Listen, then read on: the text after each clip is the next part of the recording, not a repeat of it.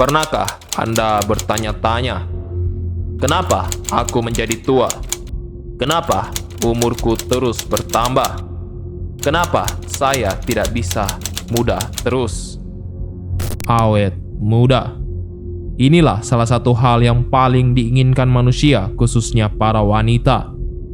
Berjuta-juta produk skincare yang tercipta digunakan dan difungsikan agar manusia mendapatkan kulit yang kencang, wajah yang bersinar, dan tentunya awet muda. Kabar gembira untuk kita semua, kulit manggis kini ada ekstraknya.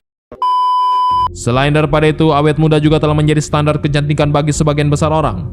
Banyak perempuan di luar sana yang ingin mempertahankan kecantikan mereka dengan menjaga kulit mereka agar tetap awet muda. Dan tak jarang pula ada yang sampai menghabiskan uang hanya untuk mempertahankan sebuah kecantikan. Berbicara mengenai awet muda, tentunya itu merupakan sebuah impian idaman bagi seluruh perempuan di sepanjang zaman. Namun, terdapat satu bangsawan perempuan yang menghalalkan segala cara hanya untuk mendapatkan awet muda. Bangsawan tersebut sampai menumbalkan 600 nyawa wanita perawan hanya untuk kepuasannya pribadi. Sangat-sangat mengenaskan. Ini sudah seperti pesugihan, tetapi versi Eropa. Melihat hal tersebut, siapakah bangsawan perempuan ini? Mengapa dia begitu mengincar yang namanya awet muda? Sampai-sampai dia harus menumbalkan jiwa manusia hanya untuk hal tersebut. Dan bagaimana cara bangsawan ini dalam menjalankan aksinya? Mari kita bahas.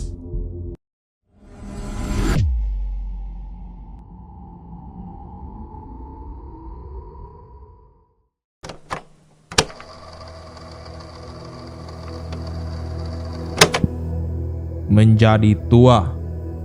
Mungkin itu merupakan salah satu hal yang paling tidak diinginkan sebagian besar manusia, khususnya para wanita. Tidak ada manusia yang ingin mendapatkan kulit yang keriput, wajah yang kusam, dan tubuh yang sudah tidak kuat lagi. Bisa dibilang kalau bisa muda terus, kenapa harus tua? Kenapa umur kita terus bertambah? Kenapa kulit kita harus keriput?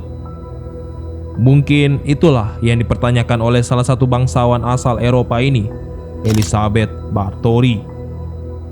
Elisabeth Báthory ialah salah satu bangsawan Eropa yang lahir di Hungaria 7 Agustus 1560. Dia adalah anak perempuan dari pasangan suami istri George Báthory ke-6 dan Anna Báthory. Dia juga merupakan keponakan dari pangeran dari Transilvania, Stefan Báthory, yang di kemudian hari akan diangkat menjadi Raja Polandia.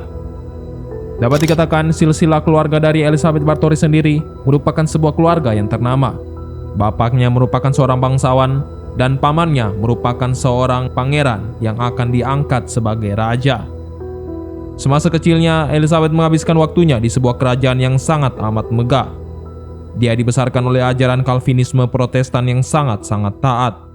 Dia juga mempelajari berbagai macam bahasa, mulai dari bahasa Latin, Jerman, Hungaria, dan bahasa Yunani. Buat yang belum tahu, ajaran Calvinisme Protestan itu merupakan sebuah cabang dari agama Kristen Protestan yang menekankan pada kedaulatan Tuhan serta kebesaran akan kepercayaan iman. Lanjut. Sebagai seorang bangsawan, tentunya Elisabeth dibekali oleh harta kekayaan yang sangat amat melimpah, pendidikan yang bagus, serta status sosial dan kekuasaan atas kerajaan Hungaria itu sendiri. Elisabeth kemudian menikah dengan salah satu bangsawan, French Nedesti, di usianya yang ke-15 tahun. Wow, masih sangat muda sekali. Elisabeth kemudian tinggal di sebuah istana yang dinamai sebagai Istana Cartridge bersama-sama dengan suaminya. Pada masa awal pernikahannya, Elisabeth sangat jarang didampingi oleh suaminya. Hal ini dikarenakan Count French sendiri lebih sering menghabiskan waktunya di medan pertempuran hingga dia dijuluki sebagai pahlawan Hungaria, Black Heroes of Hungary. Hal ini tentunya membuat Elisabeth merasa kesepian di sepanjang waktu. Hingga pada suatu hari dia melihat dirinya sendiri di depan cermin dan menyadari dirinya ini cantik. Itulah awal dari teror mengerikan yang akan dia lakukan. Kecantikan ialah salah satu senjata utama milik Elisabeth Báthory. Dan untuk menghilangkan rasa kesepiannya, Elisabeth menggunakan kecantikannya untuk memikat banyak lelaki di luar sana. Elisabeth telah berselingkuh dengan banyak lelaki. Akan tetapi meskipun suaminya telah mengetahui aksi perselingkuhan ini, Entah mengapa suaminya malah memaafkan Elizabeth dan membiarkan Elizabeth begitu saja. Mungkin ini ada hubungannya dengan derajat dari sang suami yang masih di bawah dari sang istri. Ini tentunya membuat hasrat seksual Elizabeth menjadi lebih menggebu-gebu lagi, hingga membuatnya menjadi seseorang yang biseksual dan melakukan hubungan lesbian dengan para pelayan wanitanya.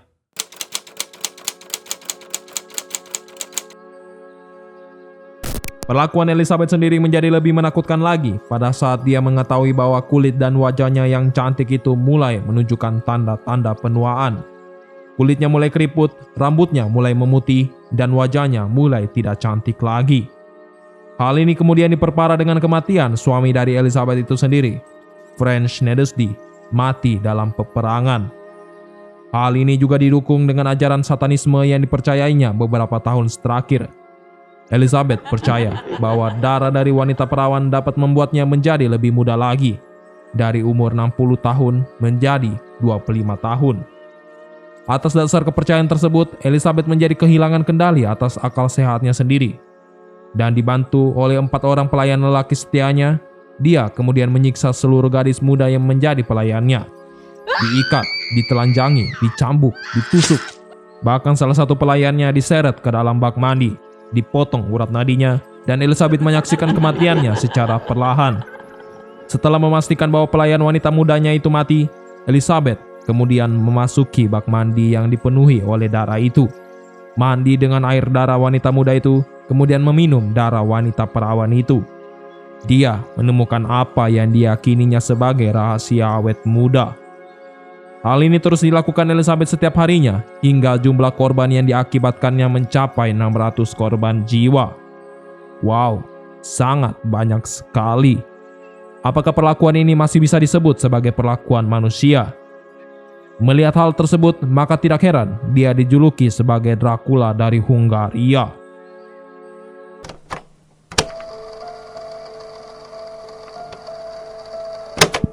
Sampai di sini, kalian pasti bertanya-tanya, bagaimana bisa kejahatan Elizabeth ini terbongkar?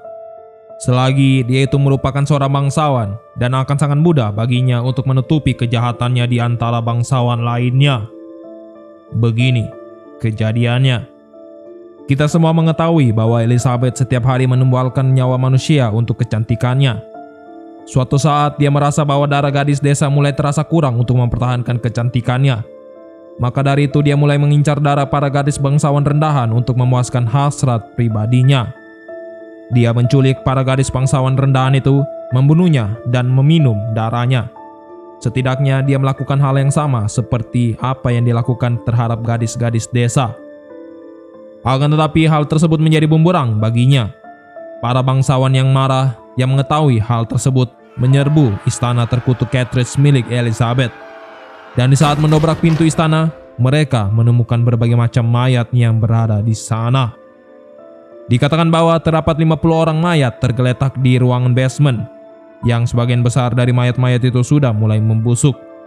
Mereka juga menemukan banyak tubuh yang digantung, sebagian sudah menjadi mayat, sebagian pula masih hidup namun sekarat. Selain daripada itu, mereka juga menemukan berbagai macam tulang belulang manusia terkubur di halaman belakang istana. Di bagian penjara, terdapat belasan gadis belia yang menunggu giliran untuk dibunuh. Dengan keadaan istana yang seperti itu, bagaimana bisa Elizabeth hidup di lingkungan istana yang dipenuhi mayat itu? Apakah dia tidur dengan mayat? Tidak ada yang tahu. Yang jelas, pada saat mereka menemukan hal itu, tentunya Elizabeth dan keempat pelayan lelakinya yang ikut membantu aksi dari Elizabeth diadili serta dihukum dengan hukuman yang seadil-adilnya. Akan tetapi diakibatkan darah bangsawan yang ia miliki, Elizabeth Bathory tidak pernah diadili secara langsung di persidangan. Sebaliknya, keempat pelayan Elizabeth sendiri diadili serta dihukum mati oleh kerajaan. Elizabeth sendiri dikurung di istana miliknya, menghabiskan waktu-waktunya dalam kurungan hingga dia meninggal dengan kepala yang terkulungkup di lantai. 21 Agustus 1614. Penyembah kecantikan. Mungkin itulah kata yang sesuai untuk menggambarkan Elizabeth Bathory. Pembunuhan yang ia lakukan tidak terlepas dari rasa keegoisan, kemunafikan, serta pengajaran sesat yang ia pelajari. Hal itu semua menuntun Elizabeth kepada pembunuhan berantai yang ia lakukan. Tentunya perlakuan Elizabeth Bathory tidak dapat dimaafkan. Bagaimana bisa nyawa manusia ditukarkan dengan sebuah kecantikan? Memang, kecantikan merupakan sebuah kelebihan yang dimiliki oleh setiap manusia. Akan tapi kita juga harus memahami bahwa kecantikan itu juga merupakan suatu hal yang akan hilang seiring dengan berjalannya waktu.